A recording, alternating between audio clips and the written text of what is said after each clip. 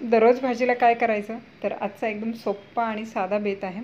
तर मस्त असे गरम गरम त्रिकोणी पराठे केलेले आहेत चपातीचे आणि त्याचबरोबर केलेली आहे चवळीची आमटी किंवा याला उसळ देखील म्हणू शकता. बनवायला एकदम सोपी आहे. मसाला देखील झटपट होईल असा बनवलेला आहे आणि त्यामध्ये काही साहित्य टाकलेलं आहे, त्याच्यामुळे चव जी आहे ना ह्या आमटीची एकदम मस्त अशी येते. तर सुरुवात करूया. आता इथं 2 कप चवळी मी इथं स्वच्छ धुवून घेतलेली आहे. हे कुकरच्या भांड्यामध्ये ट्रान्सफर करायचे आहे आणि 4 शिट्ट्यामध्ये कुकरला चांगली शिजवून घ्यायची आहे. तर चवळी कुकरला शिजत आहे तोपर्यंत इकडं मसाला बनवून घेऊया. 2 मीडियम साईजचे कांदे घेतलेले आहे, 8 ते 10 लसूण पाकळ्या, 1 इंच आल्याचा तुकडा घेतलेला आहे, थोडीशी कोथिंबीर घेतलेली आहे आणि मीडियम साईजचा एक अर्धा टोमॅटो कापून घेतलेला आहे. आता हे सगळं साहित्य आपल्याला मिक्सरच्या भांड्यामध्ये ट्रान्सफर करायचं आहे. आता या मसाल्यामध्ये जर तुम्हाला आवडत असेल तर थोडंसं सुक्कं खोबरं टाकू शकता. मी इथं 2 चमचे डेसिकेटेड कोकोनट टाकलेलं आहे किंवा साधं जे सुक्कं खोबरं आहे ते वापरायचं आहे. पाणी न घालताच एकदम बारीक असा हा मसाला वाटून घ्यायचा आहे. तर मसाला वाटून झालेला आहे, कुकरही थंड झालेला आहे आणि इथे चवळी जी आहे ना एकदम मऊसूद अशी शिजलेली आहे. याच्यामध्ये चवळी जी आहे ना चांगली शिजवायला हवी, म्हणजे चव आमटीची छान येते. सगळी तयारी झालेली आहे. एका पॅनमध्ये 2 चमचे तेल गरम करून घेतलेले आहे. त्याच्यामध्ये फोडणीमध्ये मोहरी, जिरं टाकलेलं आहे. दोन्ही चांगलं तडतडलं की याच्यामध्ये एक तमालपत्र टाकलेलं आहे, त्याऐवजी कढीपत्ता देखील टाकू शकता. तर भरमसाठ कुठलेही मसाले आपल्याला वापरायचे नाहीत, म्हणून इथे एक दालचिनीचा तुकडा आणि एक चक्री फुलाचा तुकडा टाकलेला आहे फोडणीमध्ये.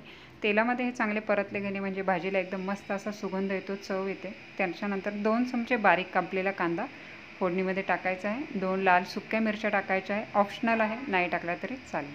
आता गॅसची फ्लेम मी इथं लो केलेली आहे आणि चांगलं असं हे परतल्याच्या नंतर जे वाटण करून ठेवलेलं आहे ते ॲड केलेलं आहे. थोडंसं ओलसर आहे त्याच्यामुळे तेल उडण्याची शक्यता आहे, म्हणून गॅस बारीक ठेवायचा आहे आणि चांगलं असं परतून घ्यायचं आहे.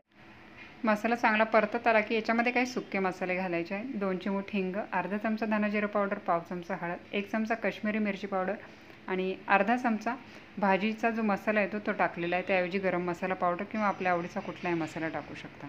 चवीपुरतं मीठ टाकलेलं आहे. सगळं मिक्स करून घ्यायचं आहे आणि आता हे सगळे कच्चे मसाले आपण वाटण करून घेतलेले होते, त्याच्यामुळे इथे तेल सुटेपर्यंत चांगला असा हा मसाला परतून घ्यायचा आहे, म्हणजे खाताना कसलाही कच्चेपणा आपल्याला जाणवणार नाही. त्यानंतरच आपल्याला इथे जी शिजवून घेतलेली चवळी आहे ना ती याच्यामध्ये ॲड करायची आहे.